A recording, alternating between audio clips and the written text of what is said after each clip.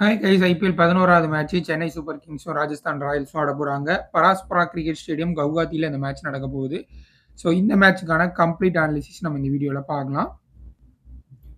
Telegram சேனலில் நான் final small league team என்னோட டீமை வந்து ஷேர் பண்ணுவேன். நான் எந்த டீமை போட்டு ஸ்மால் லீக் விளையாடுறனோ அந்த டீமை. ஸோ அந்த டீம் வேணும் அப்படிங்கிறவங்க டெலிகிராம் சேனலில் ஜாயின் பண்ணிக்கோங்க. ஜாயின் பண்ணுறதுக்கான லிங்க் இந்த வீடியோ கீழே டிஸ்கிரிப்ஷனில் கொடுத்துருங்க. And Vision 11 of small league ஒரு சூப்பரான ஒரு ஆப், வேணுங்கிறவங்க ட்ரை பண்ணி பாருங்க. ஸோ இதில் நீ வின் பண்ணுற அமௌண்ட் மட்டும் இல்லாமல் winner leader board, investment leader board அப்படின்னு சொல்லிட்டு எக்ஸ்ட்ராவாக ப்ரைஸஸும் இந்த மாதிரி வின் பண்ணுறதுக்கான ஆப்பர்ச்சுனிட்டி இருக்குது. ஸோ இந்த ஆப் டவுன்லோட் பண்ணுறதுக்கான லிங்க்கும் ரெஃபர் கோடும் கொடுக்குறேன். லிங்க் கிளிக் பண்ணி ரெஃபர் கோடை கொடுத்து ரிஜிஸ்டர் பண்ணிங்கன்னா ₹500 சைன் அப் போனஸ் கிடைக்கும். அதை வச்சு நீங்கள் ப்ளே பண்ண ஆரம்பிக்கலாம். ஓகே, இந்த மேட்சை பொறுத்த வரைக்கும் ரெண்டு டீமுக்குமே ரொம்ப ரொம்ப இம்பார்ட்டண்டான match. Rajasthan royals already 2 match தோத்துட்டாங்க. ஸோ லாஸ் பண்ணிகிட்டே இருக்காங்க. அது மாதிரி சென்னை சூப்பர் கிங்ஸ் முதல் மேட்ச் மும்பை இந்தியன்ஸ் அகேன்ஸ்டாக வின் பண்ணாங்க. அண்ட் போன மேட்ச் ஆர்சிபி அகேன்ஸ்டாக லாஸ் பண்ணியிருக்காங்க. ஸோ அதை பற்றி நிறைய கான்ட்ரவர்சிஸ் போயிட்டுருக்கு. ஏன்னா சிஎஸ்கே வந்து ஆர்சிபி கூட ஆடின மேட்ச் வந்து சிஎஸ்கேட பேட்டிங் ஓரளவு ரொம்ப ஒரு இன்டென்ட்டே இல்லாமல் ஆடினாங்க அப்படிங்கிற மாதிரி வந்து நிறைய கான்ட்ரவர்சிஸ் போயிட்டுருக்கு. அதனால டீமில் ஏதாவது மாற்றங்கள் இருக்குமா என்ன அப்படிங்கிற எல்லா விஷயங்களும் நம்ம இந்த வீடியோவில் ஃபுல்லாக பார்க்கலாம். ஃபஸ்ட்டு பிச்சு வந்து பார்த்துடலாம். இந்த பிச்சை பொறுத்த வரைக்கும் பேலன்ஸ்டு பிச்சு தான். ஓரளவுக்கு வந்து நம்ம இது வரைக்கும் பார்த்த பிச்சஸில் கம்பேர் பண்ணும்பொழுது இங்கே கொஞ்சம் பேட்டிங் ஆடுறது மற்ற பிச்சஸில் ஆடுற அளவுக்கு அவ்வளோ ஈஸியாக இல்லை அப்படிங்கிறது நமக்கு தெரிஞ்சு. ஸோ ஓரளவுக்கு பேலன்ஸ்டு பிச்சாக இருக்கும். ஸ்லைட் டேர்ன் இருக்கும் அப்படிங்கிறத எதிர்பார்க்கலாம். ஸ்லோ பிச்சு ஓரளவுக்கு டேர்ன் இருக்கும் அப்படிங்கிற மாதிரி எதிர்பார்க்கலாம். செகண்ட் இன்னிங்ஸில் டியூ வரல அப்படின்னா இன்னும் டஃப்பாக இருக்கும் பேட்டிங் ஆடுறது. இந்த பிச்சை பொறுத்த வரைக்கும் ஆவரேஜ் ஸ்கோருக்கான பாசிபிலிட்டி அதிகமாக இருக்குது. அதே போல் ஆவரேஜ் சைஸ் பவுண்டரிஸ் தான், ரொம்ப குட்டி பவுண்டரிஸ் அப்படின்னு சொல்ல முடியாது, ஆவரேஜ் சைஸ் பவுண்டரிஸ் தான். அதனால் நம்ம எதிர்பார்க்கக்கூடிய கேம் ஒரு 200 அந்த ரேஞ்சு போகிறதுக்கான வாய்ப்பு கொஞ்சம் கம்மி அப்படின்னு நினைக்கிறேன். நம்பர்ஸ் அப்படின்னு நம்ம பார்க்கும்பொழுது ஓவராலாக இங்கே 4 மேட்ச் ஆடி இருக்காங்க. 2 match batting first, 2 match chasing டீமும் வின் பண்ணியிருக்காங்க. Average score 160. இதோட எக்ஸ்ட்ராவாக ஒரு 20 ரன் 25 ரன் வந்தால் கரெக்டாக இருக்கும் அப்படின்னு நினைக்கிறேன் இந்த கேமை பொறுத்த வரைக்கும். பேட்டர்ஸுக்கு 60%, பவுலர்ஸுக்கு 40% இருக்கிறதுக்கான வாய்ப்பு இருக்குது. சிஎஸ்கேயோட ப்ராபபிள் பிளேயிங் லெவலில் மாற்றம் ஏற்படுத்தணும் அப்படின்னு சொல்லிட்டு நிறைய டாக்ஸ் போயிட்டு இருக்கு. ஒரு டீம் வின் பண்ணும்பொழுது எப்பயுமே வந்து நம்ம பார்த்துருக்கோம், பெருசாக கண்டுக்க மாட்டாங்க. பட் லாஸ் பண்ணும்போது எல்லாருமே செலக்ட் ஆயிடுவாங்க, அவங்களுடைய அட்வைஸ் கொடுப்பாங்க. ஸோ அதே தான் சிஎஸ்கே டீமுக்கு போயிட்டு இருக்கு. பட் சிஎஸ்கே டீம் அவங்களுடைய ஹிஸ்ட்ரி எடுத்து பார்த்தோம் அப்படின்னா அவங்க பிளேயிங் லெவலில் பெரிய அளவில் வந்து மாற்றங்கள் அதிகமாக பண்ண மாட்டாங்க. பட் அது வந்து MS தோனியோட கேப்டன்சி. பட் ருத்ராஜ் ஐக்வாட் அவர் என்ன மைண்ட் செட்டில் இருக்காரு அப்படிங்கிறது தெரியல. சிஎஸ்கே பொறுத்த வரைக்கும் ஒரு பிளேயருக்கு எப்பயுமே லாங் ரன் கொடுப்பாங்க. அதுதான் அவங்களுக்கு சக்ஸஸ்ஃபுல்லாக இருந்திருக்கு. ஸோ அந்த ஆஸ்பெக்டில் சேஞ்ச் அப்படின்னு பண்ணுறாங்க அப்படிங்கிற ஒரு முடிவு எடுத்தாங்க அப்படின்னா ராகுல் திரிபாதி அண்டு தீபக் கூடா, ஸோ இவங்களுடைய பிளேஸில் தான் மாற்றம் செய்யணும். ஸோ அப்படி மாற்றம் செய்யும் பொழுது ஆப்வியஸாக வந்து அந்த ஒரு ஆல்ரவுண்டர், ஃபாஸ்ட் போலிங் ஆல்ரவுண்டர் அந்த கேட்டகரி அடி வாங்குது. ஸோ அதனால சாம் கரனை பெஞ்சில் உட்கார வச்சுட்டு தீபக் கூட இதர் ராகுல் திரிபாதி 2 பேரில் யாராவது ஒருத்தவங்களை ட்ராப் பண்ணிட்டு அவங்களுக்கு பதிலாக டெவான் கான்வாயை உள்ளே கொண்டு வரணும். அதே போல் சாம் கரனுக்கு பதிலாக ஆல்ரவுண்டர் ஆப்ஷன் அப்படின்னு நம்ம பார்க்கும்பொழுது விஜய் சங்கர் வெளியே இருக்காரு.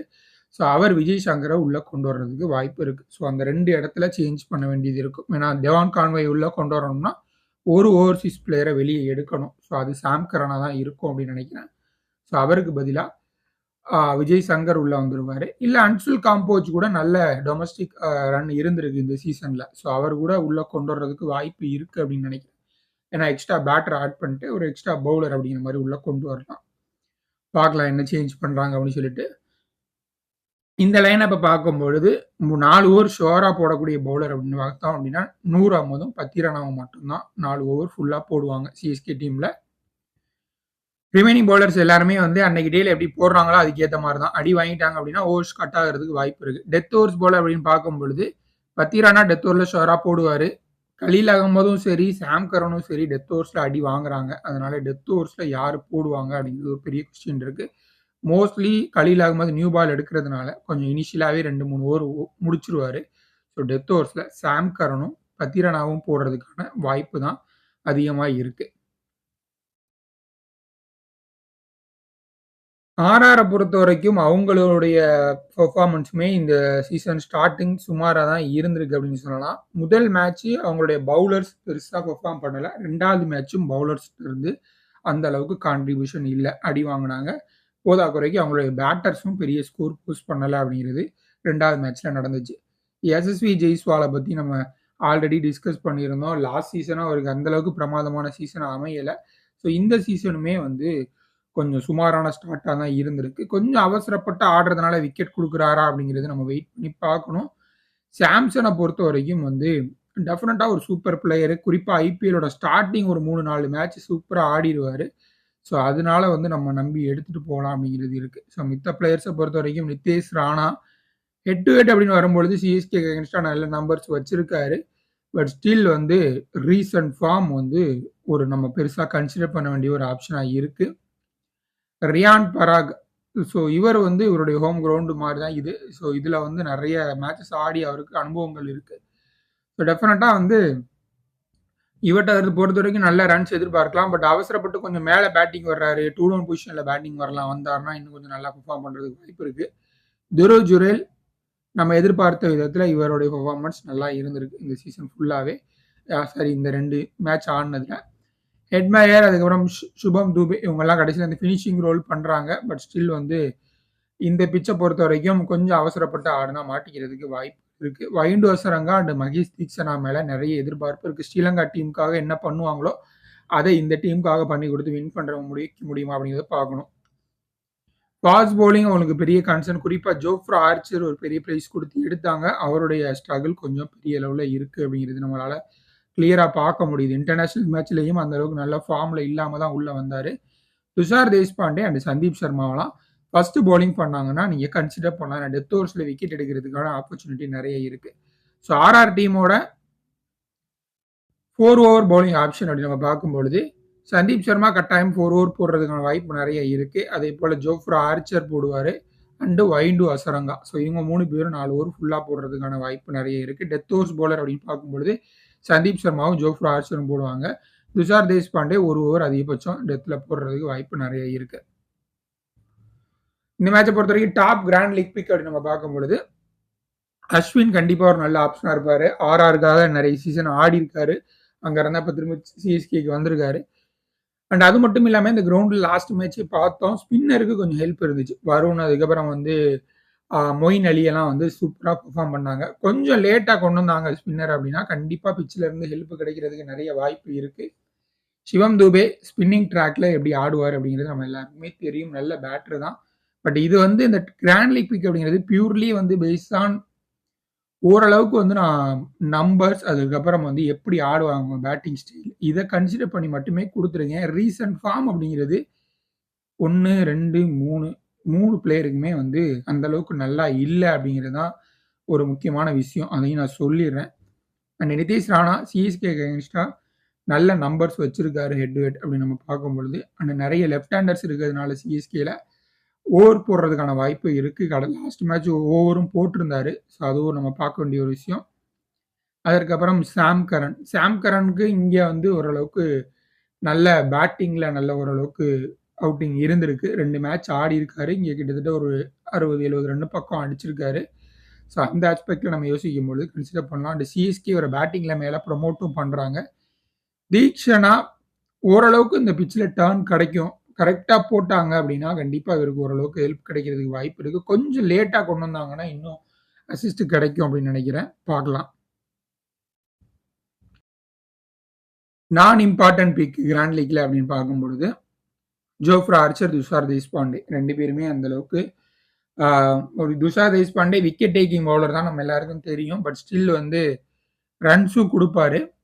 மேபி வந்து செகண்ட் இன்னிங்ஸ் பவுலிங் அப்படின்னா இவர நீங்க டிராப் பண்றது குறித்து கன்சிடர் பண்ணலாம். பெர்சன்டேஜ் வைஸ் துஷார் தேஷ்பாண்டே நெறைய பேர் எடுத்திருக்காங்க. ஏன்னா விக்கெட்ஸ் எடுத்திருக்காரு அப்படிங்கிறதுனால. ஸோ அத கொஞ்சம் பார்த்துக்கோங்க. அதற்கப்புறம் ஜோஃப்ரா ஆர்ச்சர். ஸோ அவர் வந்து ரெகுலரா கன்சிஸ்டன்ட்டா விக்கெட் எடுக்கிற பவுலர் இல்ல அப்படின்னு நமக்கு தெரியுது. ரச்சின் ரவீந்திரா இது கொஞ்சம் ரிஸ்கியான ஒரு மூவ் தான்.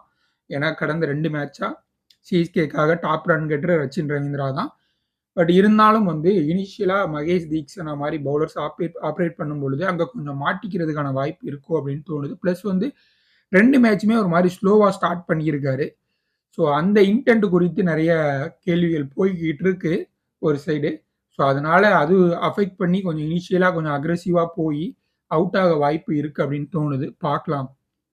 கலீல் அகமத பொறுத்தவரைக்கும் செகண்ட் இன்னிங்ஸ் பவுலிங் பண்ணாங்கன்னா டிராப் பண்ணிடுங்க. ஏன்னா அடிக்கிறதுக்கான, அடி வாங்குறதுக்கான வாய்ப்பு இருக்கு. சிம்ரன் ஹெட்மயரு, ஸோ இவரும் வந்து ஓரளவுக்கு பெர்சன்டேஜ்ல எடுத்திருக்காங்க. பட் ஸ்டில் வந்து ஸ்பின்னர்ஸுக்கு அகெயின்ஸ்டா குறிப்பா அஸ்வின் மாரி பவுலர்ஸ் இருக்கும் பொழுது எப்படி ஆடுவார் அப்படிங்கிறத பார்க்கணும். ஏன்னா அஸ்வின் அண்ட் நூர் அகமது 2 பேருமே லெஃப்ட் ஹேண்டர்ஸுக்கு அகெயின்ஸ்டா சூப்பரா போட்டுட்டு இருக்காங்க.